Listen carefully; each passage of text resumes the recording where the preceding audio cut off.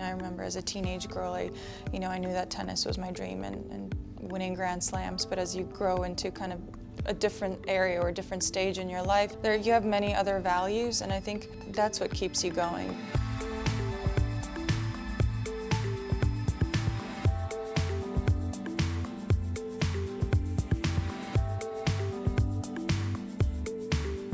Maria, why did you choose a foundation that's centred on children and realising their dreams?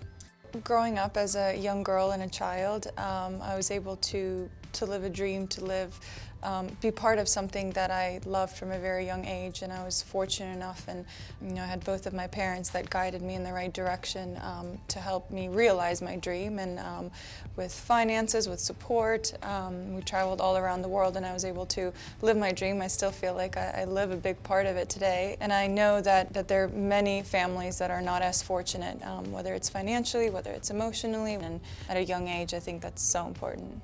What was it like to leave home as a 7-year-old to go to the US and start becoming a tennis champion? Being away from my mom for the first couple of years was quite difficult. I think you don't realize how hard it is until you have that distance from your mother.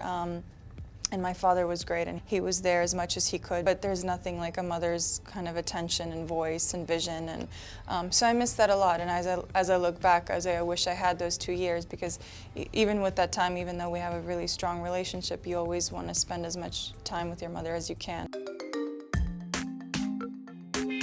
So how do you stay on top of your fitness when you are travelling a lot? I'm trying to find ways and movements where I don't need a lot of equipment, where I just need a little bit of space.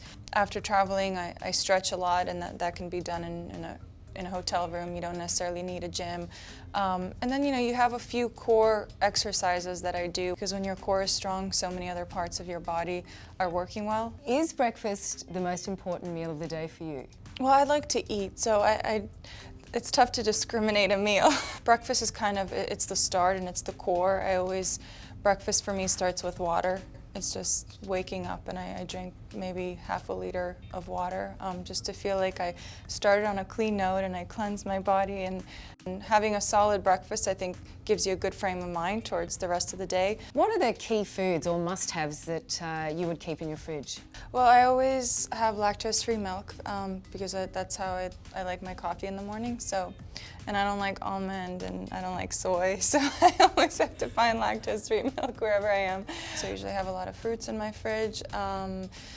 I always have sour cream. I know that's very random, but it's like a Russian thing, so I have everything with sour cream. It's like our ketchup. If you were to pick the on-court fashion designer that was your favourite, who would that be, and what kind of pieces are they?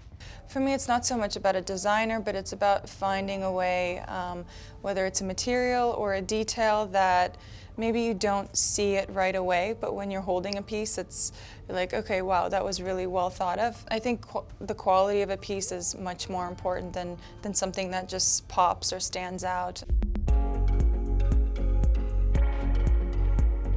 How would you say you kept your focus and hunger for success alive? I think just the passion I have for what I do. I mean, I'm able to set personal goals for myself, and whether they're sport related or not, I think it's one big bubble. As a person, you always try to elevate yourself, you always try to learn, you always try to grow, and I think challenges are really motivating. Challenges is what I think keep us growing and keep us going.